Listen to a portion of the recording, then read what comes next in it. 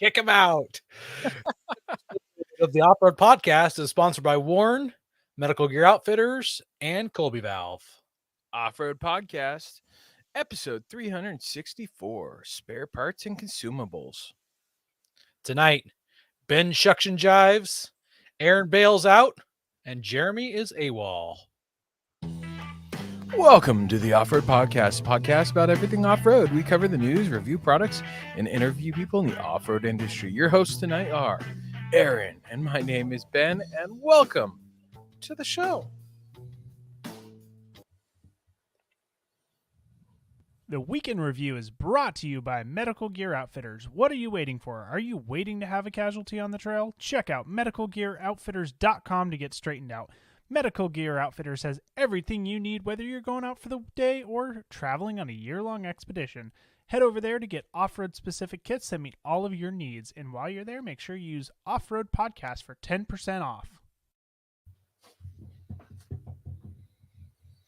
Well, Ben, you're shucking and jiving. What do you got going on?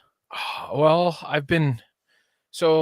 my neighbor next door, well, former neighbor now, she's got Alzheimer's or early Alzheimer's dementia. I've talked to you about her before. You've heard some of the crazy stories. The lady that walks into your house? The lady that walked into my house, yes. So her family determined that she was too lonely at home and that she needed a facility. She wasn't completely out of it yet, but it was getting a little dangerous. So she moved out, and then they did like kind of a garage sale of stuff, and I got a desk, actually 2 desks and a cabinet that are all matching for the garage for $20. Oh, very nice. So yeah, I got those, and I decided, since I've been on this mission to organize my garage and all that, that's what I needed. I wanted a stand-up desk so I could do like the whole, if I need to stand during podcast, I could do that or whatever, but I couldn't find one cheap enough. And then there's also some really nice like workbench style ones that Lowe's had or Home Depot, but I just didn't want to fork out the money yet. So I figured $20 desk, can't go wrong. No. And then I got those, I think it was last weekend, and I finally just got them put where they belong. So, yep. And then I picked up some, I've had them. I rediscovered them. Some fluids to do like an overhaul on the 4Runner. So I got, I have lifetime tranny fluid, so I'm not too worried about that. But all my gear oil, my transfer case, and I have a sealed transmission. I've never heard of such a thing. Yeah, it's the weirdest stuff. They say as long as you're not. I take it back. I have heard about it, but it was like back in the early 2000s, and my wife and I bought a Nissan Versa. You got a bogey over your shoulder.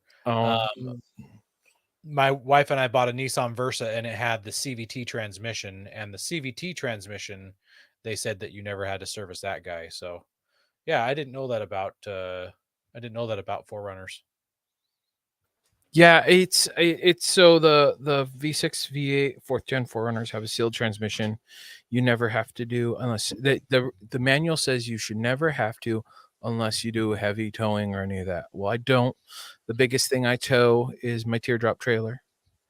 With my heavy towing, some heavy duty towing. Yeah. So, if anything, I just need to re-gear. It's my gears that are getting hit hard with that one. So, I've got all the fluids to do it. So I've got front, rear diff, transmission. It's about time for an oil change, but I haven't been driving the 4Runner, so it's like sitting just below it. Mm-hmm. And so, but we're getting ready. I think we're going camping the beginning of August with Pete and his wife. So I've just got to get the 4Runner ready for that. And then actually August, we're planning on working on the skid plates I'm gonna go up and we're gonna have a sleepover and get my skid plates finally done. Finally. Yeah, it's just been kind of hammering down when to do it with our schedules and all that. Now with the whole no job situation, I can take a weekend and go do it pretty easily. And Good. then, so it's just a matter of finding the time to do it, which need to do. Other than that, not much. Because we got Christmas Valley coming up. I the end know. of September. I'm so excited for that. Think I'll have tires by then? I don't know. They aren't on order. They aren't on order yet. Yeah, that'd be a good idea to get those on order soon. It's 2 months from now. But you're going 35s, right? Yeah. What are you doing, the Patagonia? Are you doing the We'll see. I don't know yet. I have to remake up my mind on that. So Okay. Yeah, because I mean there's all sorts of options out there. But I mean new tires are better than what you have right now, so I suppose. And they're only getting thinner. yeah. So what about you? Well, speaking of my truck, I mentioned last week that I had just flashed the I'm gonna stop the presses right here. Tim says, Aaron, guess what? Chicken And butt? if I'm a good guesser, Tim sold his Jeep and bought a Nissan Frontier. If I'm a good guesser. We'll see. I haven't seen anything on Facebook about it, so I don't know. What's going on with you, Tim? Let us know. He says his Jeep is done, and I mean not done, but it's out of the shop and working. So He actually has a working vehicle? Last time we kind of talked about this, Tim was saying that he was tired of his Jeep always being in the shop and always working on it. And if it didn't come, and when it came out of the shop, if it didn't drive real nice and if he didn't fall back in love with it, he was going to sell it. So I guess now he's got to get some miles on it and find out if he still loves it or not, if his heart is still in it. Yeah, I've had that. I've had that. He says Jeeps are never done. That is true. I had that happen to me with my Subaru. I had the engine replaced in my Subaru, and while it was in the shop, I just kind of fell out of love with it, and that's when I kind of got into off-roading. So, yeah. Well, enough about Tim. Back to Aaron's podcast show. So last week I'd mentioned that I just flashed the ECU and I needed to do some data logging. Since then, I think I've flashed it 2 more times and done more data logging. So we flash it, I data log, I send it to the tuner. He sends me a new tune and we just go back and forth. So this should be the last time I've flashed it, but I haven't had a chance to drive it to do the data logging that he asks for. And that data logging he wants a 0 to 60 where you just stand on the gas pedal and as fast as you can get to 60. And then he wants just kind of a normal, as if you were getting on the freeway on ramp, driving up to 60. And then you just want some general driving around, shifting up and down stuff. So how's it been driving other than not being fully data logged? Well, so I was super excited because the fuel economy was really good for about 30 seconds. And then I really enjoyed how much power it has. And having bald tires doesn't help. So if the Yamhill police are listening, those black tire track marks all over the county roads near my house probably are from somebody else. Your nephew. They probably didn't come from me. So it probably came from your nephew. Come on. Yeah. Well, my nephew moved out. He's a couple towns over. So and I haven't He seen came him to visit his parents. He's on the run. So yeah, there's been some one tire fires and some of those parallel snake marks, like those yellow signs where it says you need to slow down for corners. I did some of those. Oh, nice. I just can't help it. The truck sounds so good. It's got so much get up and go. So you're saying that if we go and race in the playa again, you're gonna win? I had better. So we've got that trip in September, right? Will we? Yeah, So here's another thing. I was just down in the lower field at the shooting range, and instead of driving up the outside and then back on the road to my house, the field had been harvested. I drove across the field, and what would be really, really bumpy was like trophy truck driving across the field. It was so awesome. And my brother-in-law just got a new side by side, and I said, I would like to race against you across our field. You're side by side against my truck. Let's see. I have no idea if he's going to be faster or if I'm going to be faster, but I'm super curious. He just has a stock, I think is 1,000 cc side by side. Did you get a two-seater? Okay. Yeah, it's a Polaris Razor. So he doesn't I want don't to build think the it's Forerunner turbo, now? so. I'm not sure. I think they still do, because he's talked about maybe doing a hidden winch and stuff also, but I think that one's going to come slow. Yeah, well, and especially with fuel economy being at a premium right now, probably Yeah. a whole lot So easier yeah, side by side.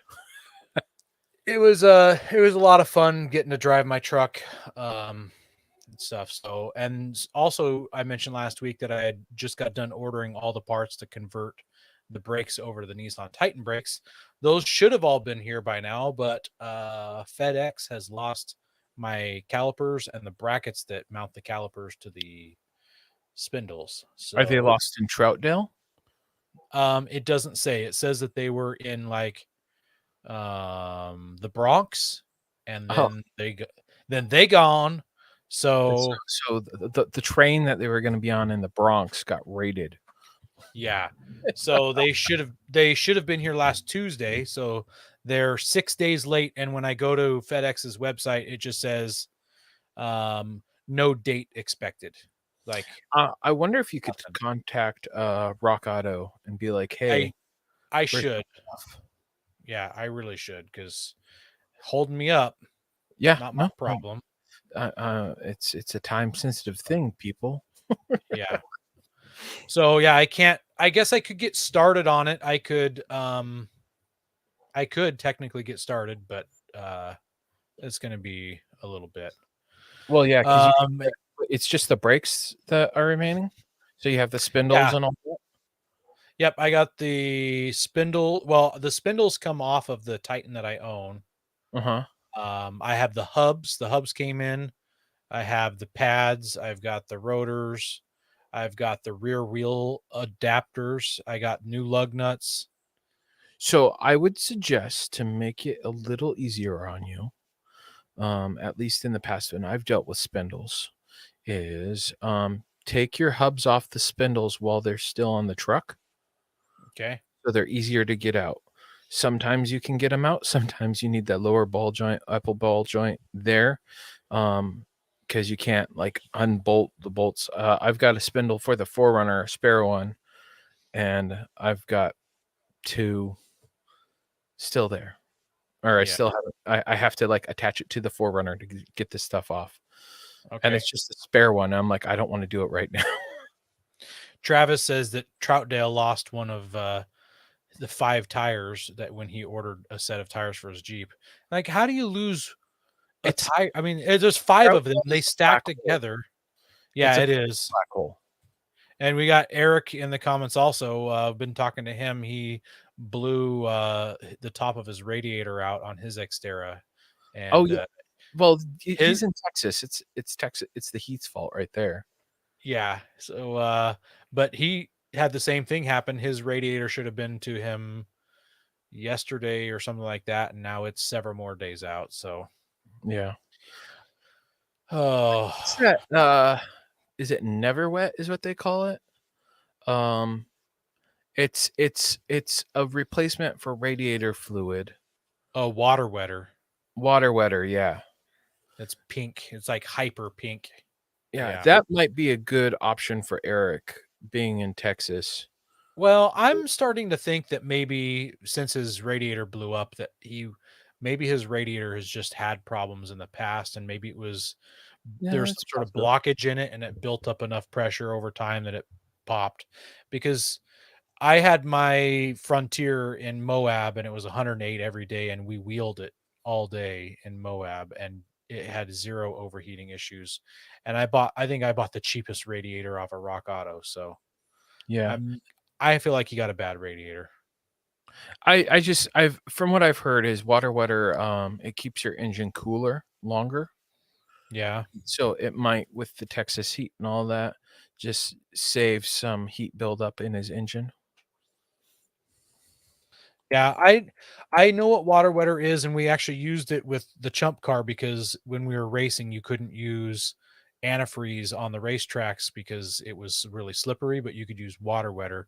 I don't know if you use water wetter in conjunction with antifreeze or if it's a standalone product. I'm not sure. Yeah, I don't know. That's a good question. We'll have to do some research on that, unless someone says something here. Yeah. So let's see. So besides my Titan swap stuff, I worked on my shop some more. Oh, hang on a second. We got some pictures here. Worked on the shop. Oops, there it is. So my walls are almost all the way up, and I started putting the blocking at the halfway points for them. And you can barely see in the back corner of the shop under the trees. There's a stack of green plywood. That's my roof sheathing. So I'm going to. I've got a date set, August 13th. I'm getting a work party together, and we're going to sheet that roof. And if I have enough people and if it goes quick enough, we're going to put the metal on the roof as well. Nice. Well, I mean that would be a good time is when you have the extra hands. Yeah, When are you planning on doing that? August 13th. August So 13th. like 4 weeks from now, I think. Something like that. Well, it's not the week I'm going camping. 4 weeks. I'm Well, going I camping don't know if 5 weeks, but that's a wife's work week. yeah. Let's see. So worked on the shop, picked up the plywood, and then also we just last night we picked up a load of hay. So we bucked some hay. We picked up here's my wife helping load hay on our farm trailer. So is that green hay? Is that like how heavy are those bales? They range 50 to 60 pounds. Yeah, that's the type of hay I've baled. Not fun. Yeah. It wasn't too terrible. I remember it being a lot heavier when I was younger. I don't know if I'm just super buff now. I don't know. It's got to do a little bit with age now. Because I did it when I was 13, and Yeah. Oh while yeah. I That's a big. while I was in great shape, Yeah. fairly strong, and using those hooks, I didn't have these long ass arms that I do now. Yeah. So it's like trying to reach around with the little hooks. It just didn't work out so well for me. I was like grabbing the bands and stuff to get them up. Yeah. That's And what we Ugh. did for almost all of them. We just used the twine. So here's my wife's truck loaded out. It's got 90 total bales. There's 4 bales in the bed and 86 on the trailer. So Nice. we're gonna in a couple more days we're gonna go get another load of hay. So we're planning on getting some cattle maybe this fall. If not, the hay will keep till next year, and we just need the hay to feed them over the winter. So Are you gonna load that up in the barn here soon then? so that one load is loaded into the barn, Nice. and then we'll get another one and stack it up in there as well. Did you use your lift that's in there? Did you do it up high or no? Oh. No. I'm not sure exactly how if that thing is made for bales or if it's made for loose hay, because like they used to stack loose hay as well. So Yeah. Good point. yeah. And the last thing, I got to use my solar generator, which is I take it camping with me and stuff all the time. I got to use that on the farm as well. That thing has come in handy so much. I used it to power a weed sprayer that we towed behind the riding lawnmower in Nice. a trailer, and it powered the pump on the weed sprayer. The weed sprayer had a cigarette lighter jack on it, and so I Mhm. plugged it into my solar generator and plenty of Nice. power. In fact, it didn't even lose any voltage by the time I was done. I think I used it for like an hour and a half. So Nice low draw. Yeah, I with Amazon Prime days, I almost got another Jackery, but I couldn't justify it. I was like, I've got my generator box that I've built, so I didn't find anything good for Prime days. Did you? I purposely didn't look because That's a good plan. I'm on a no buy right now again. Yeah, I'm pretty much there. I bought some other stuff, but it was like for 3D printing or house stuff or kid stuff. Yeah. Eric wants to know why I didn't buy the round bales of hay. You don't like marshmallows? Any guess why I didn't get the round ones? Because they're on your property and that's the baler that's there. No, I actually drove off. I drove 20 minutes away to get these. These were on a friend's property. Oh, okay. No, the reason why I didn't get round bales of hay is because the cows can't get a square meal out of them. That makes perfect sense. Nick says he can't justify the handle, takes up too much space on the Blue Eddy one. So he might be talking about the Jackery for the blue hand for the handle. Okay, they got a big handle on them. Yeah, well, yeah, it's built into it. This one has a handle built in, but it tucks in flat. Well, yeah, and the Jackery is like your handle extended up plus another inch. And does it just stay up always? Yes, it's like built okay. into it. That's a bummer. But the price per watt, if you like do what wattage they're rated for or watt hours, the Jackery is one of the better priced ones. Though the Blue Yetis are pretty amazing from what I've seen. They've got some pretty nice technology built into them. Yeah, there's some good ones out there. I just was reading an article last night. There's a company, you probably know of them, Klein Tools. They make a lot of electrician tools. They just electrician tools. Yep, they just came out with their own line called Fire Black or Black. No, I think it's Black Fire. Black Fire is the brand or something like that. They've just came out with a solar generator, and solar panels. So, yeah, a lot of people are coming out. Hey guys, we're looking to reach more listeners. We're going to start reading Apple iTunes reviews on air. If you hear yours, send us a message with your address, and we'll send you an Off-Road Podcast sticker. You can find all of our social media by just searching our name. Now, go hit that subscribe button. We actually have feedback. Yeah, so I was talking to somebody, and I had this feedback about 3 weeks ago, and I keep forgetting to share it. I was talking to somebody in person. Yeah. And he told me that he really enjoyed the Great Diesel Debate episode. He said he really enjoyed the banter back and forth, and stuff was brought up that he actually hadn't even considered. And he recommended that maybe we do one on the merits of having a diesel for off-roading. You know, what are the benefits of having a diesel vehicle for off-roading? So that's something we can look into and research and probably pump out one day. We could probably get our same guests for that one. Mm-hmm. I still want to do one like the diesel debate, but like maybe it's the electric slide or something. I don't know what we'd call it yet. I have to think of a great dad pun. The great EV debate. Yeah. And maybe decide, is it time to jump into EVs for off-roading and overlanding? That would be, you know what? There we go. We got a future episode. And I believe we could do it with the exact same set of guests. Yes. But something we'll have to consider with that one will be hybrids too, the in between. Andy and I have had a really good talk about those. Okay. So yeah. We also want to thank our sponsor, Patriot Patch. Head over to patriotpatch.co and check out their selection of great patches, shirts, cleaning mats, signs, and stickers. You can also join the Patch of the Month Club for $15 and receive a patch, matching sticker, and artist proof each month. Ben and I were just talking before the show about his new desk setup, and he showed me on his camera.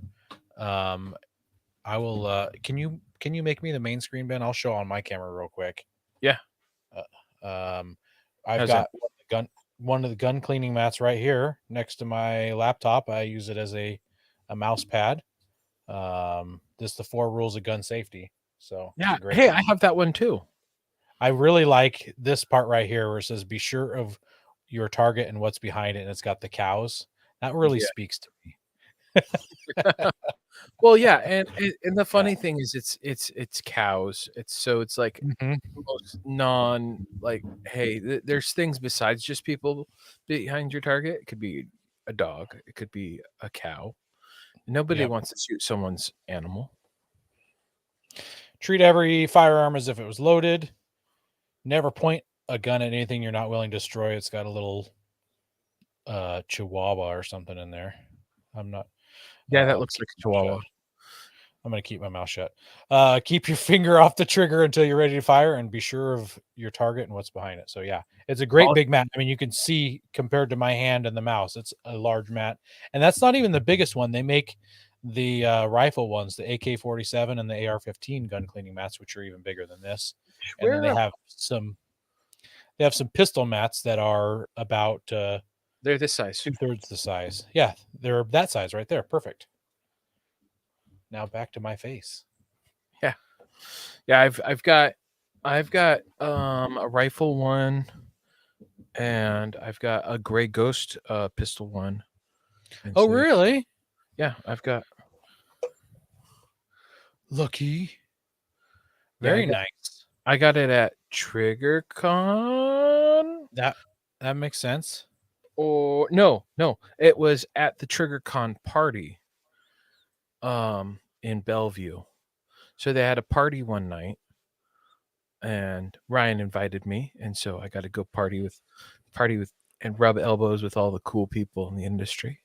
That's cool. I'm assuming it was not the first year, it was the second or so year. It was the first year that it was in Bellevue, Yeah.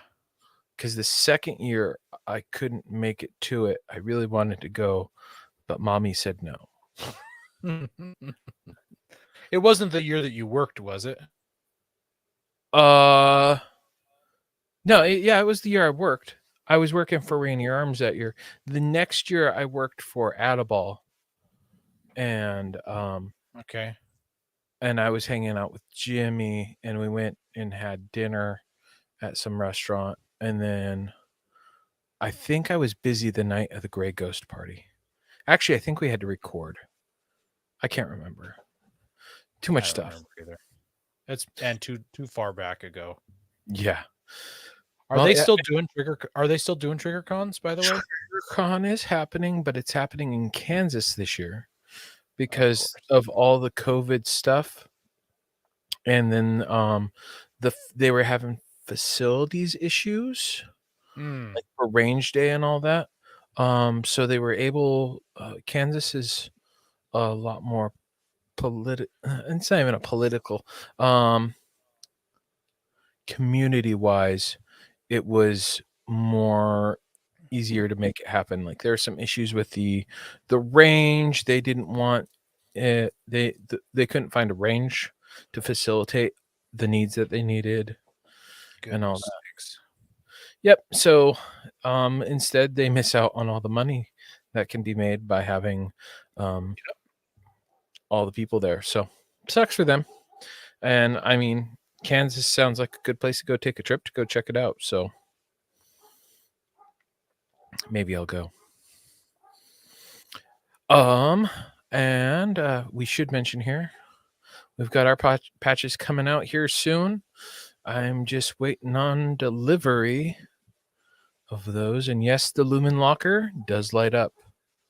So we're just waiting for those to get in and shipped, and then we'll I believe we'll be doing those through PayPal. When they come, we just got to figure out the rest of the logistics. I've got the mailing labels or the mailing packets, and I have a printer to print out the labels. So, excuse me, sorry. And yeah, so I'm looking forward to those coming out.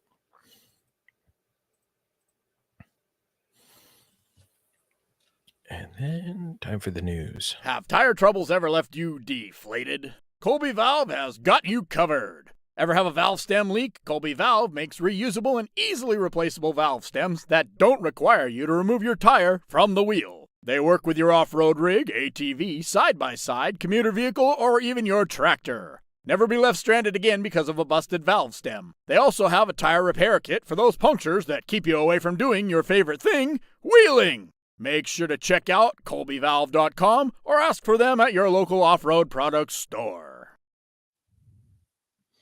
I'm just pulling up their website. I'm curious if they have gotten their new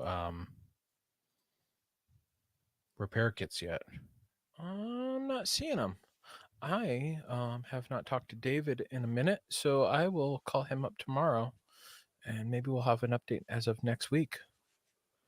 I just patched a sidewall on the riding lawnmower yesterday. Nice. Their website still shows the tire jacked versions, but that doesn't mean anything. Yeah, they just might not have it out yet, or they're waiting on a contractor or something. Yeah. Yep, I'll talk to David, see what's up, because I haven't talked to him in a minute. So yeah.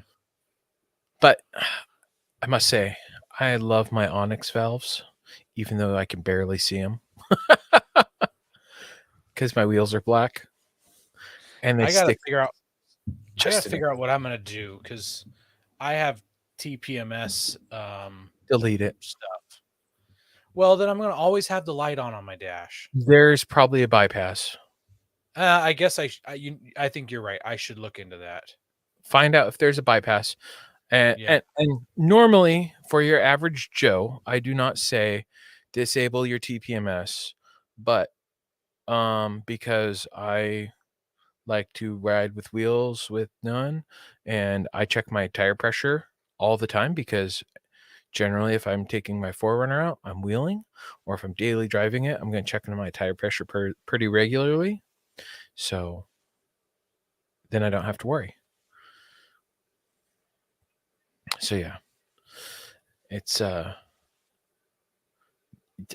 haven't bypassed mine. I just have the flashing light, and I'm so used to it. And it only takes like 15 minutes to do.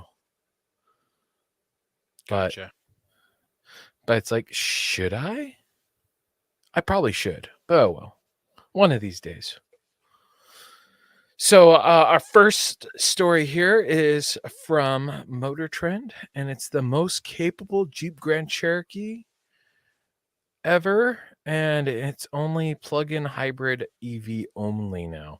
So they also have a third row, a three row long version, but the Trailhawk is only in the 2-row version. The plug-in 4xe is very similar to what's in the Jeeps. Gambler 500 guys got me on the Jupe thing. The Jupe, yep, it's a Jupe, not a Jeep. But the thing that bothers me with it is this year, this current year, the 2022s, I think it is, they were available in gas or plug-in hybrid. Now they're forcing you. Yeah.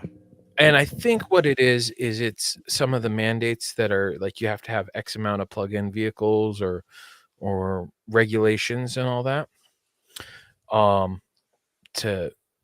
For some states like California and all that. So this is their way around it. It's like, hey, we have an all-electric version. Well, it's a plug-in hybrid version, which is probably about as good as it gets. Well, who knows? They had that hybrid Jeep, or the full electric Jeep at the at Moab. We might see that in a few years. But it comes with all-terrain tires, tow hooks, because that's what makes it off-road, and then low range special traction control knobs, electric disconnect sway bars so that they can be broken in a few months, like the Wrangler or the Rubicons. I always hear about people having problems with those, especially with the JKs. They had tons of problems with those. And then, just to make you feel cooler than the guys driving the regular Grand Cherokee, you get special graphics. And then there's also going to be a limited, an Overland, and Summit trims, but there's no details yet. Available orders are supposed to come available this summer and expected to be delivered before the start of next year. And I'm sure they can actually handle that better than Ford did. Because Ford is still probably delivering 2020 vehicles. Yeah. But I mean, there's just looks good. A lot of demand for that Bronco. Yeah, this is a good looking rig. You're not wrong. And from what I've heard with the 4XEs is they're actually really nice. And the fact that you have that all electric option where it's just an electric mode, or you can go hybrid. Its range is only about 25 miles on all electric, though, is what I read. But I mean, yeah, that's pretty typical. Yeah, but I mean, you're talking a hybrid engine, so you can run gas and hybrid. So when you're in those lower speeds where you don't really need it, kind of like my Camry, the hybrid Camry, you can start off as, if you're not pushing on the pedal hard, it'll go just electric up until you hit 40 miles per hour, and then it kicks in with the gas. Or if you romp on the pedal, it's hybrid and electric, and so you get a nice good oomph. So yeah, I need to find somebody who has something like this. I really want to go. I want to feel it. I want to get the butt dyno going, as they say. At the butt dyno. What, in like a 4XE? Anything. I mean, a 4XE would be great. A Rivian would be great. Just something all electric or almost all electric. I want to know. I saw an all electric Hummer. Yes. I don't know if someone was. I didn't realize they were out yet, unless it was someone's like marketing one. But it was an all electric Hummer. The brand new Hummer. Uh-huh. Okay. I thought that they had actually started shipping them, but so I might have seen one of the first ones out in the wild. Probably. And it looked pretty nice. I wasn't in love with it. I've never really been in love with the Hummers. But it'll be interesting to see them out in the trails. Rory Irish from Moab, Tow Mater, he posted today that he recovered his first Rivian, and he was actually really impressed with it. It had bent a tie rod or something like that, but he's like, it's proven to be more capable than the Broncos, because the Broncos issues lately. Interesting. So I don't know. It's but I've also heard of some issues with the Rivians. Like there was one where a guy's bricked out in his garage on his Tesla charger, so he couldn't charge his Tesla either. Good night. So it's like, I don't know, the more technology you add versus a combustible engine, and if you can't work on it. Speaking of that, I was reading today about technology. BMW apparently is going to have a subscription service for heated seats. So you have to pay by the month to have heated seats. Yeah. You know how easy it is to work around that? I doubt it, because it's probably Nick just said that here in the comments. What about BMW and the subscription heated seats? So I don't think you could work around it. I'm sure it's built into the body control module somehow, and it's it probably talks back and forth through the internet to corporate. And someone said in the thread I was reading about, someone said that the Tundras, the new Tundras, come with electric start, like remote start, but only for the first 30 days. And then you have to pay for it after that if you want to keep it. Oh my goodness. In a subscription service. I really hate it reminds me I hope I hope it bombs. I hope it bombs hard. I hope it blows up in their faces and people realize that's an absolute jerk move to do. Well, it reminds me of video games. It's like Yeah. you have all these, like you buy the game and then, oh, hey, you can get more maps if you pay more money. Uh-huh. And it's already kind of built into the game. Like, don't tell me that. Yeah. Do that with vehicles. No, thank you. It's Well, just messed up. It's messed up. our next article here is from Fox News. It's the new Chevy Colorado pickup. It's been teased ahead of the July 28th review, so there's not a whole lot of information. In the article, they mentioned it's a good year for that midsize soft slash off-road fans. There's a new Raptor Ranger, new Raptor Bronco, an update to the Raptor. Yeah, the new Raptor R, the F-150 Raptor R is coming out as well. Mhm. And but that's what we're not here to talk about. We're talking about the 2023 Colorado ZR2. It's debuting on the 28th. The Chevy Silverado got a ZR2 version. It's got some upgraded suspension in the and there, so we're expecting new Colorado suspension, which the Dennis, our friend Dennis, he's got the Bison Edition ZR2, and that's got some really nice suspension. So it'll be interesting to That's see. what I've heard. Isn't like the dynamic spool valve or something like that? No, it's like bypass shocks, like really Okay. nice Bilstein bypasses, if I remember correctly. But I want to pause here for a minute. We're talking about the Colorado. You just said Silverado ZR2. Yeah, so Silverado came out with a ZR2 version, which I think they Really? used to do one, but we haven't seen one in a while. Okay. Oh, So that'll be really interesting because Chevy doesn't really have anything to compete with the Raptor or the TRX or anything like that. and Chevy's really missed out on that off-road market. They've done like a Trail Boss and like the Z71 package forever. Mhm. So Yeah, I think it used to be 2022 Z71. was a ZR2, and the 2023 is going to be ZR, and it's supposed to be EV too. But they had a video. These are some clips from it. So it's got some little push bar thingy as what I like to call a damage modifier.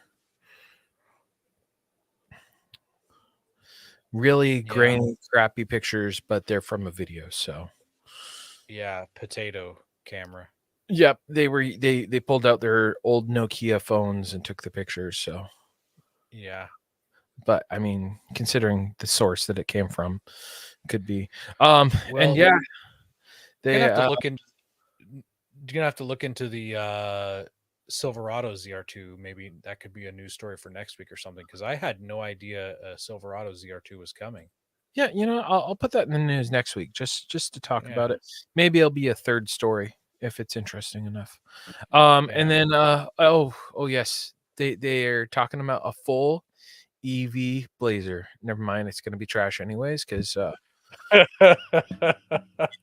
we've seen what the Blazer looks like. It's going to be trash. Oh man, I hate to poo-poo on it before it's even out and fully announced, but I'm sorry. But we just know until Chevy can really prove it. I'm sorry, your market's just, you've really missed the market. I don't know what they're thinking. It makes me upset every time I think about it. I don't know why. I'm like, you're one of you totally just miss a whole market, and anything you call off-road is not really off-road capable. I mean, the Colorado is the closest they've come, and they did a really good job. Yeah, the Colorado ZR2 and the ZR2 Bison have been great. In fact, I think they did a Z71 package, which was underneath the ZR2 package, which was still a And decent yes, package. and it was a decent package. Yes, really Yeah. great. It's like, but I'm sorry, like maybe they've done it with the Silverado 1500. Eric says that those were the pictures of the Colorado were photographed by UFO hunters. No, Bigfoot That's hunters. that's about the caliber of photo that they were. Maybe we'll see it with the Silverado, because I mean, look at the Raptor.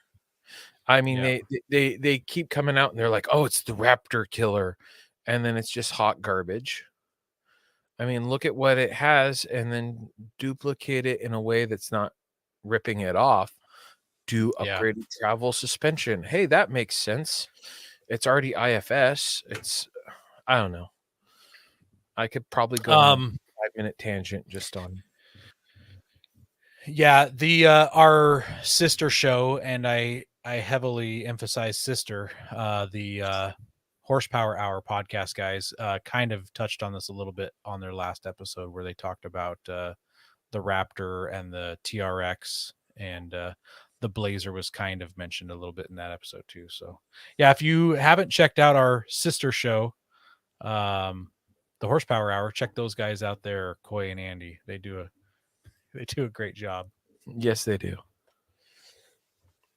And and I have not seen the new Nissan Frontiers out on the trail, but I mean, there's not really much of a huge off-road market with the newer Nissans, because they got rid of the Xterra, which the Xterra was really good. Well, but the new the Nissan newest Frontier is nice. The newest Frontier shares a lot of similar chassis points and things like that. So a lot of the older stuff is bolting right up to the newer stuff. Oh, And nice. I believe that they have done the Titan suspension swap to them as of like 6 months ago. So I don't think it's a really big deal. Nick says we had one at the BC Overland Rally. It needs clearance. I'm not sure which, if he's talking about the Trailblazer or the Silverado ZR2 or the Frontier or the Raptor or the Bronco. Yeah. So yeah, it'll be interesting to see what they do. It would be nice if they did. Frontier. It feels like the Tacomas are always lifted higher than the Frontier, and I don't know why. It seems like stock 3rd gen and 2nd gen Tacomas had more gaps in the wheel arches than the Frontiers did. Well, and I you don't know look if at that meant it's got more interesting clearance or because what, but they use them heavily in other places outside of the United States. Australia, you see the Frontiers actually being used and abused, and what is it? But they also have. Do they call them the Navars over there, or is that a different vehicle? And then there's the Patrols. Navara, yeah. So I don't know. It'd be interesting to see us actually start getting some of the stuff they get over there that's capable for that type of terrain. But I'm sure it's probably got to do with regulations, all that red tape to make things not fun here. Granted, you look at places where they can't lift their vehicle over 2 inches too. So I digress. Oh boy. So real quick, the Toyota Tacoma TRD off-road has 9.4 inches of ground clearance. It doesn't say where that's measured at. This is just Google real quick. And Google says that the Pro 4X 2022 Frontier has 9.5 in the front, 9.8 at the rear differential. So although it says it has an 8.6 inches of minimum ground clearance. So I just don't know. Maybe that's near the lower control arms or something. Yeah. But I mean, that can all be overcome with lifts and other stuff. I'm trying to think of what bigger wheel. Yeah, lift it so you can fit bigger wheels, and then that'll help increase that ground clearance. Yeah. But you need support to do that. Yeah. Well, let's stop talking about Nissans because that's next week's show. Oh yeah, it is. Go prepared with Warren Industries. They produced the first recreational winch in 1959 and lead the industry with their dedication to quality and reliability. When you dig yourself in deep, make sure you have the right tools to get yourself out. Get Warren equipped and go where others can't. Now, let's get ready for adventure and head into our main topic.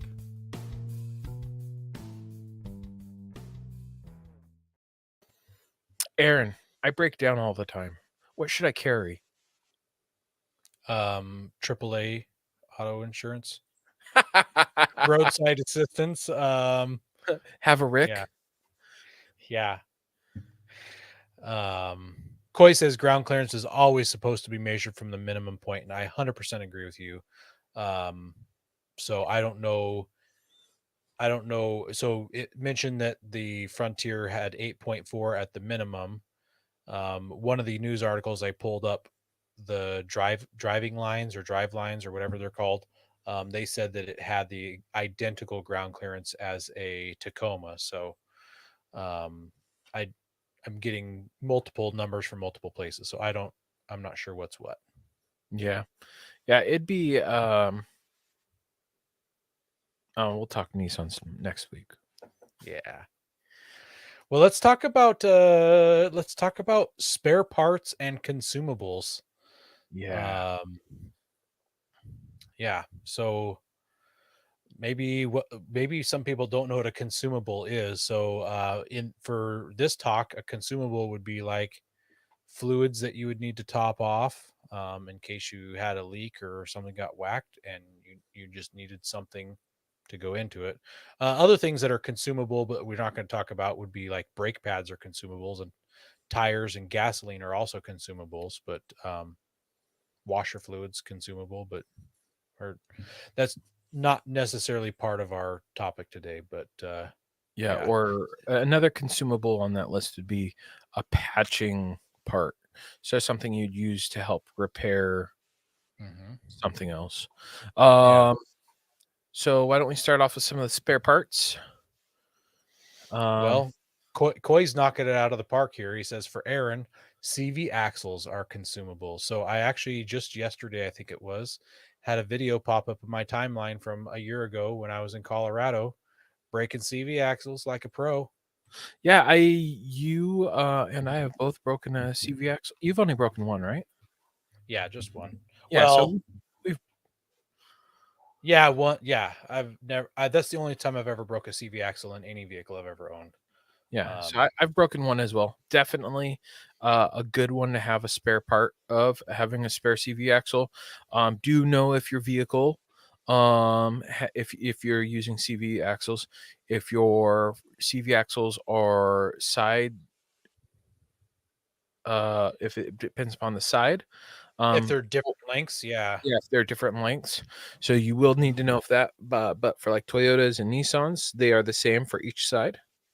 So you don't have to worry about that. The Fords are the same. I'm trying to think. There's been some of the larger trucks are where it's different on each side. So yeah, they call it a stub shaft, I think, if it's a shorter on one side. Okay. Well, one thing to keep in mind, if you have to change a CV axle out, there's a couple different ways they can be attached to whatever they're attached to, whether it's a independent front suspension or rear suspension or both. It could be attached with bolts and a flange, or it could be like a C-clip, and so it shoves into a housing.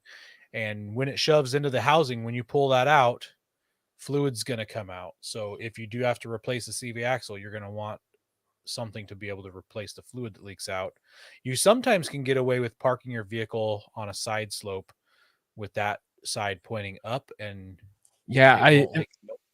I've done that with my 4Runner. I've usually I jack up that side a lot higher. Jack up the side, yeah, I jack it up higher than the other side, or for when I was on the mountain in Greenwater, I was at an angle anyways, so only a very little peeked out, dripped out. So yeah, if you do not have CV axles, you're gonna have U joints up there.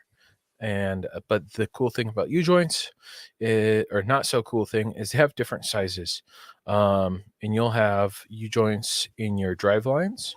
You'll have them if you're solid axles. You'll have them for in your hub area in the front for turning with your stub shafts. I know the Jeeps have them. What you've got 4 in each corner, I believe it is with the Jeeps, or is it 2? 1 in each corner. Oh my goodness, it's been a while since I've had to do these.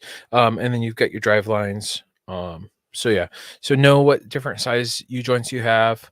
Generally, I want to say they've probably gone up in price, and they're probably about $50. So have one of each of what you need for size. Because losing a Yeah, U joint on a drive shaft sucks. yeah. So you and not only do they make different sizes, but they make different strengths of U joints. So Yeah. if you keep breaking a U joint, you may try the next size up, or you may want to just keep breaking U joints, because if your U joint doesn't break, something else might break. Yeah. Yeah. It's a whole lot better to lose a U joint versus losing a drive line itself and having it twisted into spaghetti and losing your rear drive line, or having that drive line break and spinning and slapping the other side of your vehicle and wreaking havoc under there. Because when you start hearing noises like that, stop right away. Yes, absolutely. Our next one here is ball joints. So for me, I've got my upper control arms that are on a ball joint. Mine's a GM ball joint if it goes to break, because I've got the JBL upper control arms. It's a very common upper control arm, or a very common ball joint. I can get at any parts house, but it's Oh, nice. good one to have on hand, because then we don't have to try and track one down. And I imagine a Sunday night at 6 o'clock trying to find that ball joint would suck. Mm-hmm. So that's a good one to keep in stock. Factory one.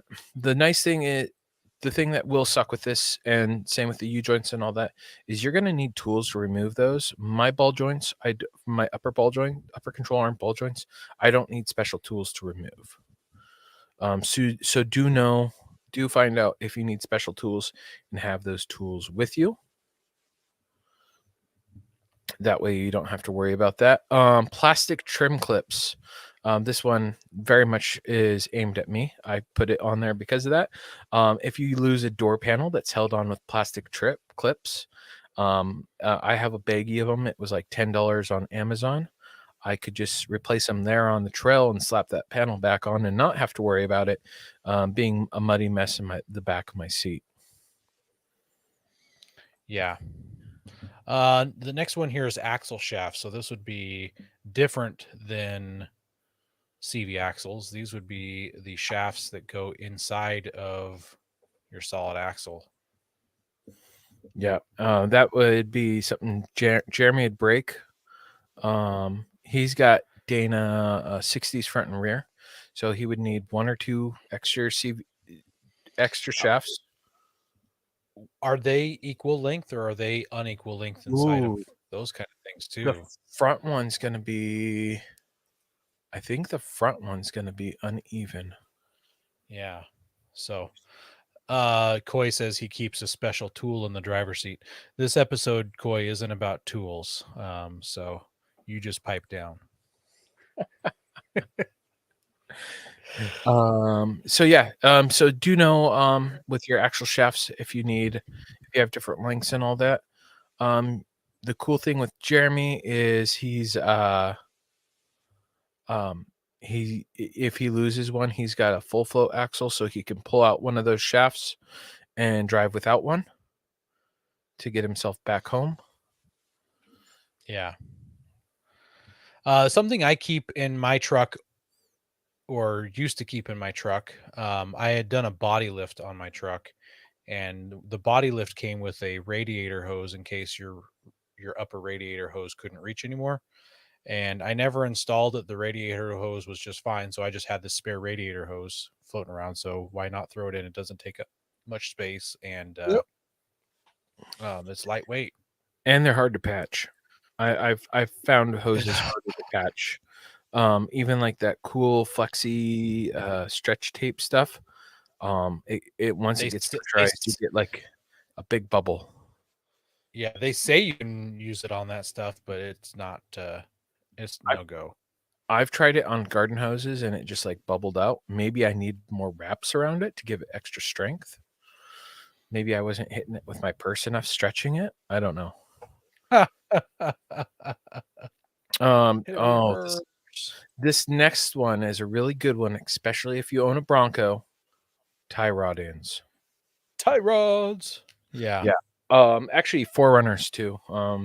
Toyotas, the Forerunner, the 4th gen Forerunners. I'm pretty sure the 5th gens, very similar. The tie rods are. I don't think Flex Seal is going to fix that. Not for tie rods, but maybe for a leaking radiator hose. By the way, the person who commented that is our sister show, the Horsepower Hour.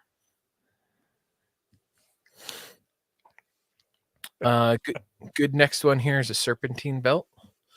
If you don't have a belt spinning, you kind of aren't going to be moving. I struggle with that one. I'm the one who put it on the list. I feel like maybe, I mean, who really loses a serpentine belt? You probably have If you've got like an older rig with like the V belts, I've seen yes, that's those what go more that's often. what I'm thinking.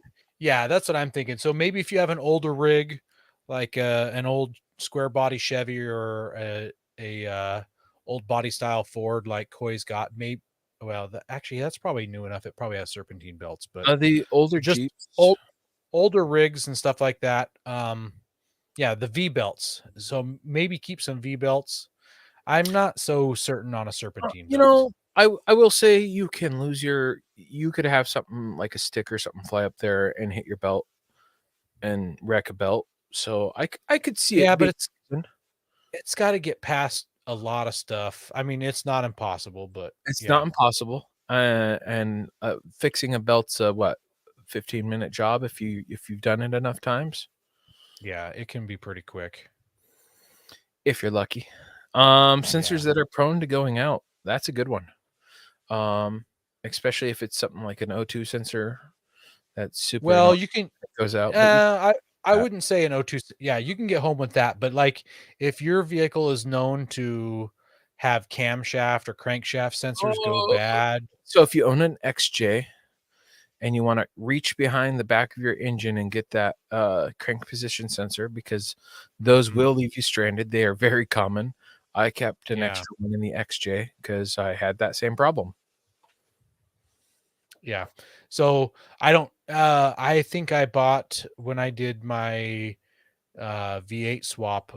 I replaced the camshaft sensors, and I think they were really inexpensive. It was totally worth doing while the engine was out, and I don't think they're in a hard place to get to, but I just Yeah. did it ahead of time, preventative maintenance, and they were inexpensive. So, and they, once again, these parts are super tiny. They don't take up much space.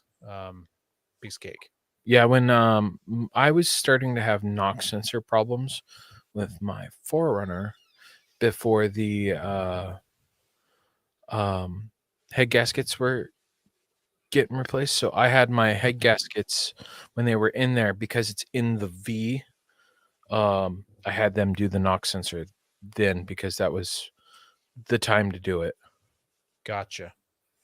The next one here is valve stem cores. So if you've ever aired down your vehicle by using a valve core remover and had one of those things go like It goes into the atmosphere and you lose it forever. like a SpaceX rocket. Yep. And considering you can get like a pack of them for $1 and it comes with a special tool. Mm-hmm. Yeah, and it's you can actually damage your valve stems when you pull them out. So you might have a leaking valve stem and you're on a long trip, say you're on some overland trip. Mm. It's a whole lot easier to replace a valve stem core versus the whole valve stem, unless you've got a Colby Yep. valve. Absolutely. But even if you've got a Colby valve and it's like this, the valve is still good, why not just replace the core? Replace the Absolutely. Yeah. core. And if you're not putting caps on, I'm notorious for leaving my valve stem caps off. You get dirt and mud and snow. Are you bad at You're that supposed too? to you're supposed to put those back on. I thought you just removed them and threw them away. Yeah, I throw mine away. I lose mine all the time. Oh wait, hang on one second. What about milk? Am I supposed to put the cap back on my gallon of milk, or do you just throw that away also? What, you drink milk? I'm Whiskey. just kidding on the milk. Yeah. But Um, yeah, I need to get some valve stem caps because I'm really bad about that.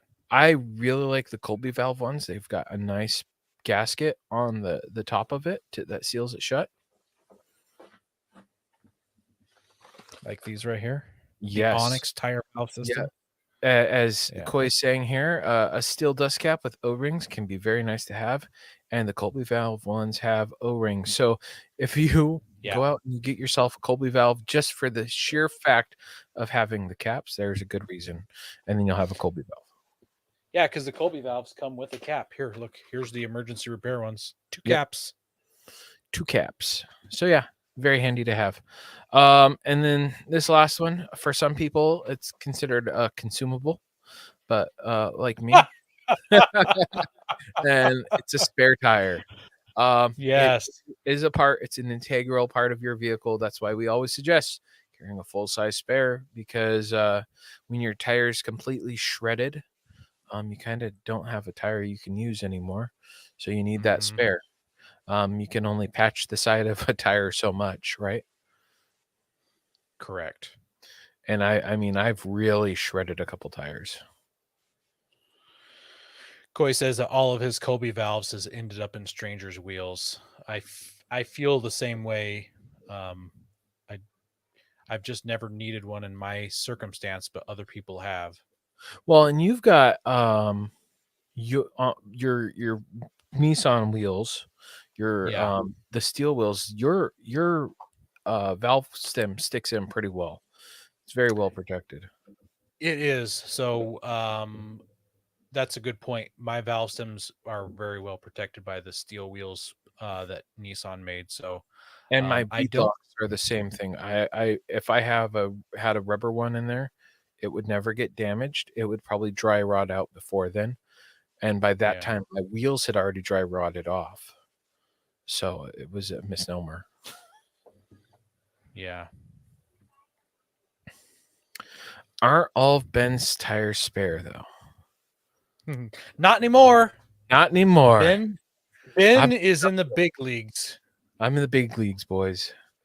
All right. Yeah. Let's talk some consumables, shall we? Yes, So, should. Oil's a natural one. I put 2 quarts on here, and the reason I put 2 quarts is that's what's recovered for our search and rescue pack. And it makes sense. I mean, 1 quart will, like, if for some reason you lost all your oil, 1 quart will be okay, but 2 quarts is better than 1. And in some vehicles, you can use that quart of oil for something else. If you're traveling in a big enough group, you could mix up oils if you really needed to, or if they're very similar viscosities, you'd be all right. It's good enough to get you off the trail. It really is. It doesn't matter. Yeah, it'll get you off the trail. I actually just told a story today about when Coy and I were wheeling in the San Juan Mountains of Colorado, and there was a guy in a side-by-side asking for oil, and he was going to pay big money for a quart of oil. I can't remember if it was $50 or $100, but he was going to pay a bunch of money if either Coy or I had a quart of oil. And surprisingly, neither of us did. I'm not sure why I didn't have. I don't know why I didn't have, because I just bring one of those gallon jugs of oil because it's it's easy.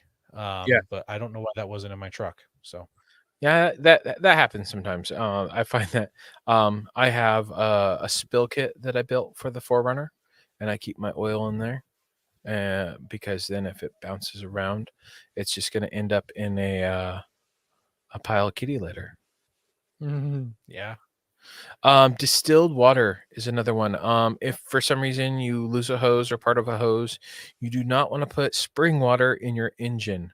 Yes, you can do it as a quick fix to get you off the trail, but Mm-hmm. having distilled water, it's got none of the minerals or any of that in there, so you won't get any buildup and kill any of your stuff early on.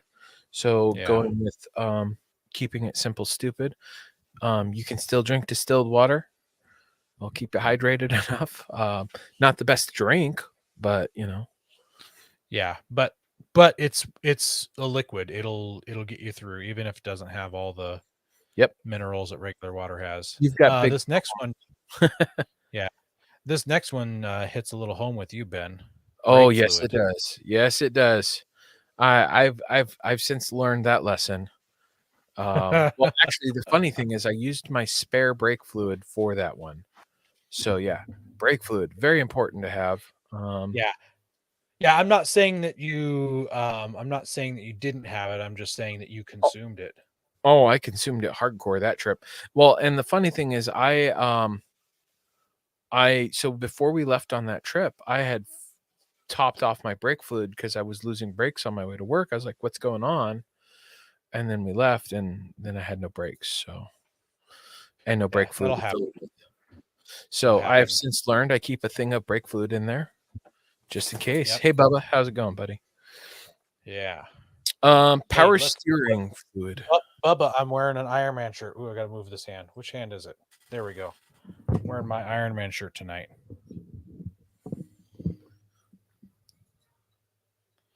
Bubba says that brake fluid is good for lighting fires too. I did not know that. Thank you for bringing that to my attention. We're going to find out on our next camping trip. Power steering fluid. Sometimes with some vehicles, this is just ATF.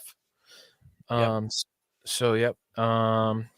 Yeah, so my truck just runs ATF for power steering fluid. So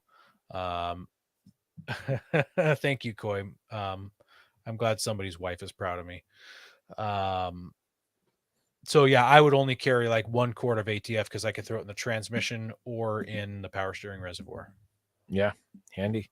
And then a quart of diff fluid, gear oil. So that, and like for me, that goes into my transfer case, and it goes into my front and rear differentials. So if for some reason you hit a rock and you repair your differential cover, you're going to have to top that off, or at least get something in there. Mine takes like 1.3, 1.7, depending upon the front or the rear diff.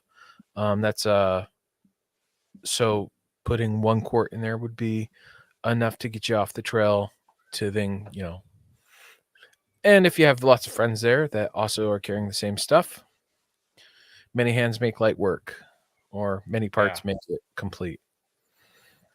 I like this next one, and this is one that I don't have any of, and I've actually the only person I've ever seen have this is Coy, and it's a good thing he had it.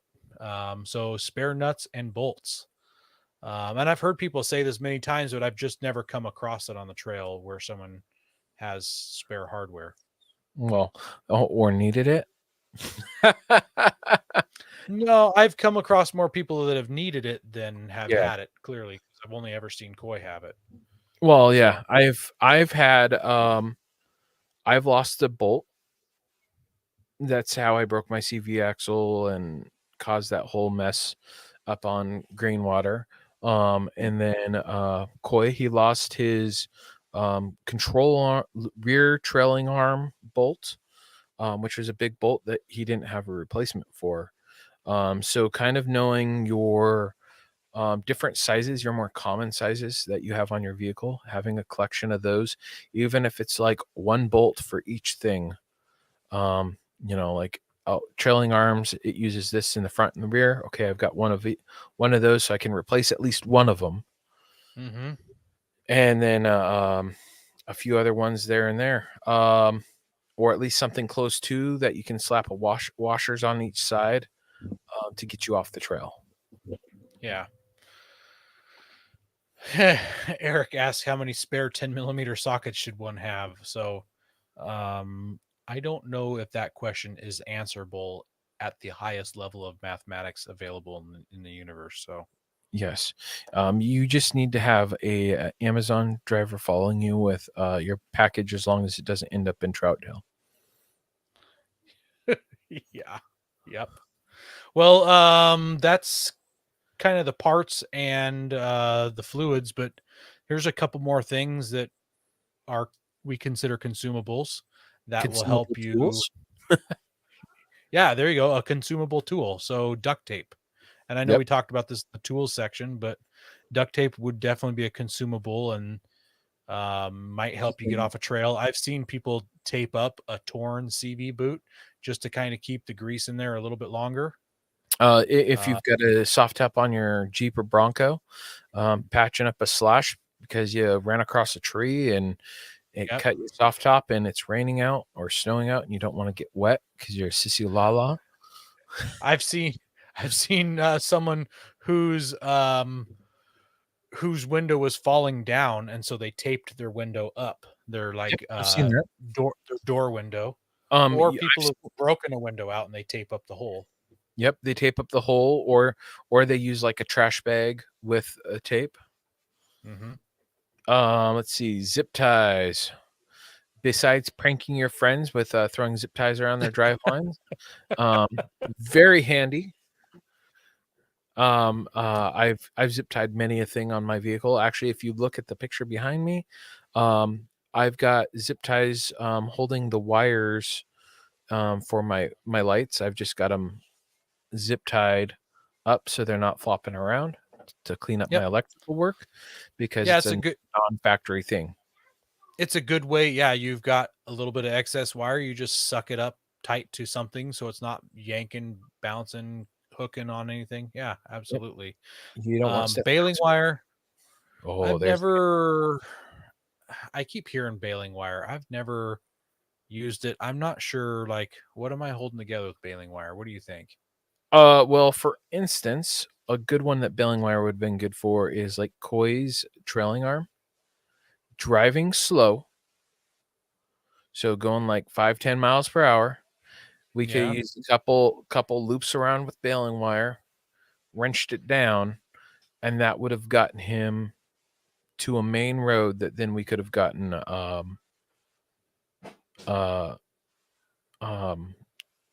town to then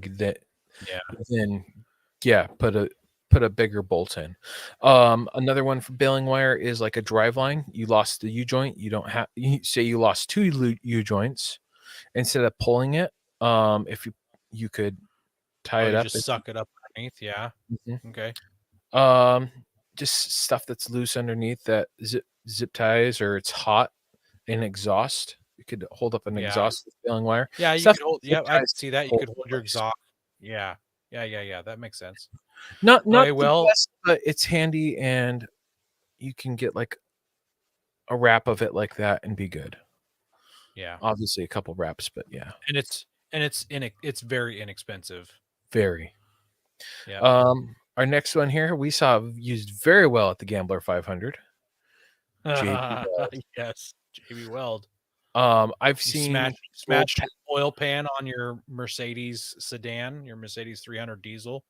Yeah, off-roading. Yep. I've heard of people hammer it back out and glue it back up. I've heard of people with cracked blocks. Andy, use some a steel stick, JB Weld, to pop up some there we go. The Kev man here is saying that he's his exhaust is currently being held up with baling wire. I read that wrong. I thought he said his exhaust is currently being held up with his wife. I had to reread that. But yeah, a JB Weld, you can patch some holes on Obviously, you're going to have to wait for it to dry, or some of them work wet, but it might just be enough to get you off the trail and home.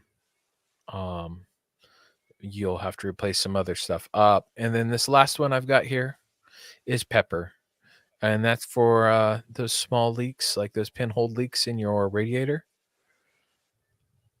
Because you can use that on your eggs in the morning. And if you've got a little leak in your radiator, pour it in there. I thought you were supposed to put a raw egg in your radiator. I'm so confused. Yeah, both are options. I'm not a fan of the raw egg because of you will incur problems other places versus pepper. It's small enough that you flush your system a couple times, all the pepper will get out, versus Okay. raw egg. It's going to cook into place. So I don't know how my heater core and all that would feel about raw egg. An egg going through it. Yeah. Yeah. So I think pepper is the way to go with that. I'm sure if it was bad enough, you would probably have to do a raw egg. But who wants to carry a raw egg every time you go wheeling? They do make a product called Stop Leak that you you dump into your radiator that's supposed to stop leaks. But I like, like what bubble tea is, where it's like the liquid with the little balls floating around in it. Boba tea? That's what Yeah. Stop Leak looks like, except really, Tapioca really oily. balls? Yeah. They're very good. And Tasty.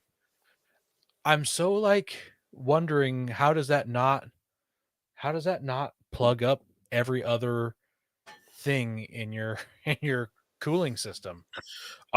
It does definitely decrease the life of some stuff, because I know people do it for head gaskets on all that as an attempt to fix it. Yeah. Oh, so the Kevman 011 says Stop Leaks kills heater cores. So there it is. Yeah. And You've heard it here, folks. most vehicles, the heater core is under the dash, and it requires you to pull out the whole damn dash. Been there, done that. Don't want to do it. So when my heater core goes, I just will not have heat. You just trade the vehicle in. Time for a new vehicle. The Forerunner is finally dead. The heater core is gone. Yeah. Yep. Well, that's about it for spare parts and consumables. If you guys think of anything else, write in, let us know. Post it in the chat. Mention it on our YouTube page. Coy says he'd rather fix a head gasket than a heater core. I 100% agree. 100% agree. It's probably about the same price too, with all the labor involved. Yeah, maybe because of labor. Yeah. Heater cores are only like $20, but it's 8 hours of labor to pull the dash out. So yeah, real not sucky. Yeah, not looking forward to that day. Yeah. Maybe I'll take it out in pieces. I'll just cut my dash in half, pull out half the dash. Will that work? I know, right? Yeah. I mean, yes, it'll work to cut your dash out. Yeah. I don't think it's going to go back in though if you cut it out. Oh, good point. I'll flex seal it back together. Are you supposed to take out the airbags when you do that too, or are you supposed to connect them to a battery with your face in front of it? Yeah, I don't know. Maybe you just bypass the heater core and add a Chinese diesel heater to your rig. Oh, perfect. Found the solution. Yeah. Yep. Well, we want to thank everyone who listens to us every week. Appreciate you guys tuning in. Still quite a few hanging on this late in the show. Appreciate you guys. Thanks for all the comments.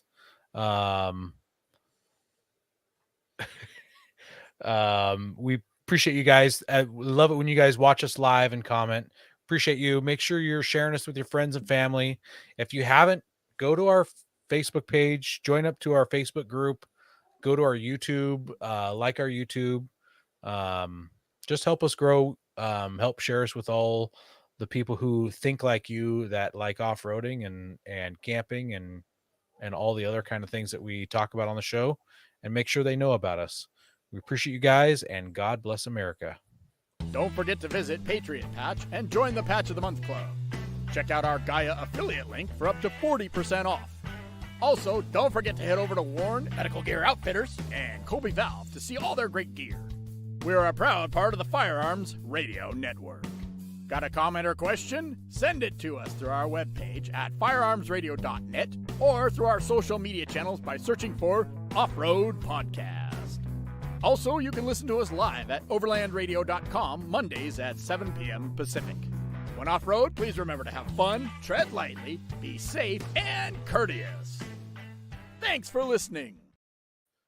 I love Coy's last comment. If you dive deep enough on Ben's vehicles throughout the history of the show, he would consider them consumables. The entire vehicle. Yes. Yes.